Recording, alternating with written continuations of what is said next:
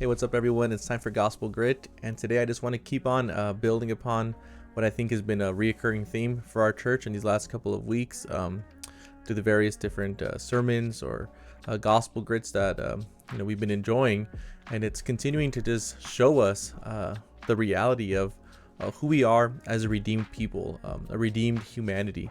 I did one gospel grit on the created order, which followed up with recovering or restoring our humanity.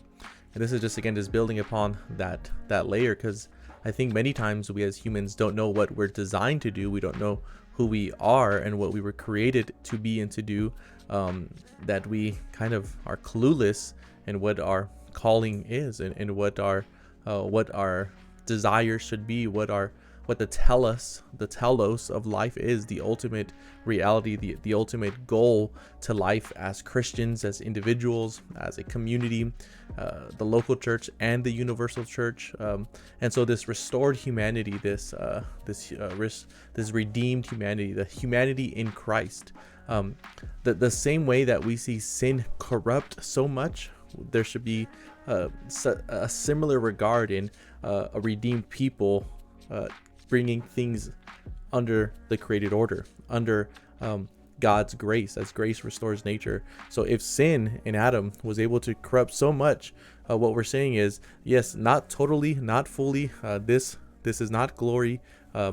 This earth is not yet our home. It will be restored finally and fully.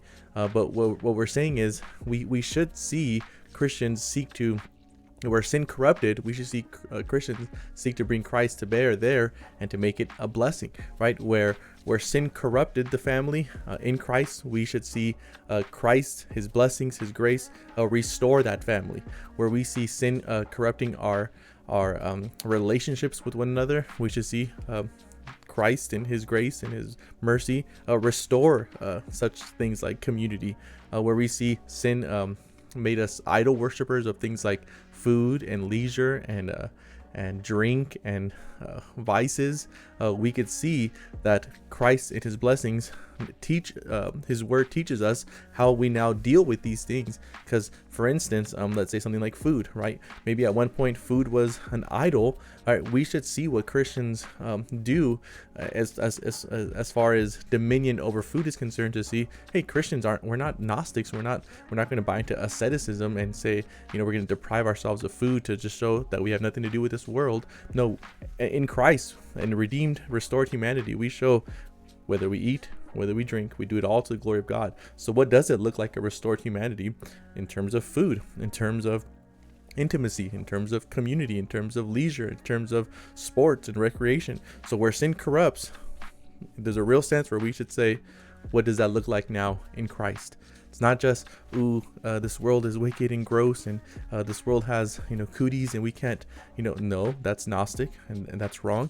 Nor is it, this farther reality where we say, well, there's some things that are good in creation, some things are not so good, and this world is in our home, we're just a passing through. It's not that either, right? And so what we need to really see is Christians really see their redeemed, restored life as it brings all things now in subjection to the glory of Christ. So if Christ is the one in whom all wisdom is, right? If Christ is wisdom itself, if Christ has all wisdom, if Christ is all beautiful, if he is the standard by which we measure things like beauty, if our God has all goodness, right, all truth, if everything is from him and to him and for him, if all things were created really by him and are one day in a real sense gonna be given back to him, as it were, as a rich inheritance, then since this is the case, this is why precisely I'm harping on seeing and savoring Christ so much.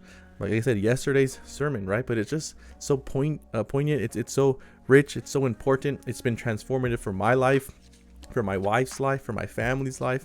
I've seen it in brothers and sisters that I've known over the years. I just truly have witnessed what transformation, what a change of life, a change of pace, a change of mission, a change of joy, a change of drive and zeal and energy once Christians finally, as it says, connect all these things that seemingly seem disconnected. When they finally connect all of them under a restored humanity in Christ, right? Uh, Dirty dishes, busy Lord's days, preparing for the Lord's days, busy weeks, homeschooling, projects, sports, groceries, all the duties within, those delights like fun, leisure, watching movies, hanging out, playing sports in the backyard, hanging out with friends. All these things are they meaningless to our God? Are they meaningless to Christ? No, all these things, when done in Christ, they take on new meaning such that we can't do them at all as we once did. And it isn't just that we're in Christ, right? But it's seeing the beauty and the glory in Christ, of Christ in those very things. For instance, if family worship, for instance, if it's just, hey, 15 minutes a day, we're gonna do this, we're gonna do this, we're gonna do this, we're gonna pound it out, it's gonna become a duty, we're gonna miss the point, right?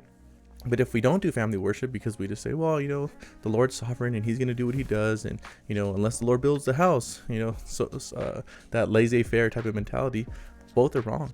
No, we should be able to see daily family worship is amazing, but it's only amazing if the goal and the joy and the substance and the foundation and the telos, right? The beginning and the end and everything in between is all about seeing and savoring Christ.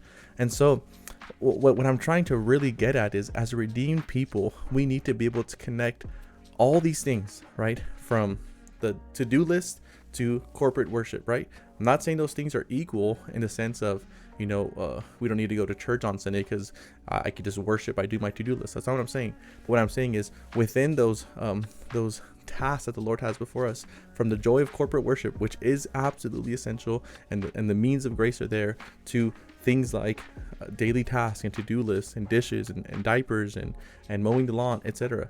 We need to be able to see the beauty and the joy of Christ in those things.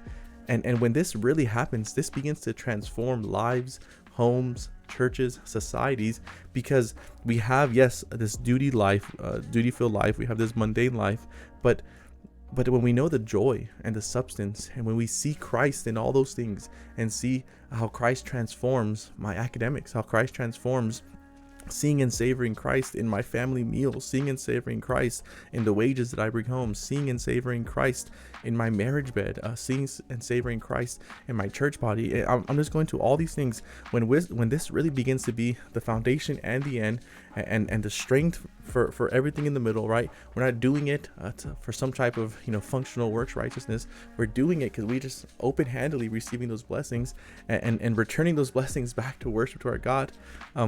There's great hope, right? Sometimes it's so hard to put into words how transformative this is. But if you see those Christians that just seem to be, zealous for all things that pertain to the Christian life, which is everything, there's just something unique about their view on the all of life type of reality. So sometimes it's hard to communicate, especially when people hear this. They think, what? So I'm supposed to just, do the dishes and say, this is all for Christ. I'm washing dishes for Christ. And they try to make it a silly, pejorative or something. But it's not that. It's seeing that all these things, as we see the beauty of Christ, how he has served us, how he has lived for us, how he rose for us, how he's reigning for us. It's what I'm saying is, even something as simple as washing the dishes, when you're remembering that great mission that Christ has secured for you, it changes the way that you wash the dishes. What I'm saying, it moves that from duty to delight. It moves it from mundane to actual sacrifice and worship and joy and humility. And so this restored humanity, it's so important to catch all of life in these things. It's so important to see and savor Christ. And that's really what fuels the mission and what changes the complete trajectory to our mission. It's no longer just, let's just get by.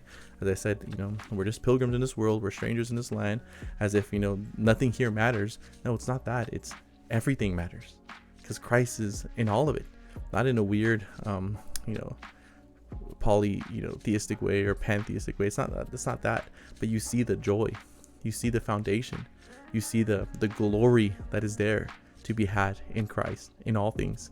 So let's really be a church who sees and savors Christ in all that we do. If we forget that, we're in great danger. We're in great danger to becoming just pharisaical, dead orthodoxy type of Christians. But when we see and savor Christ in all that we do, there's great hope.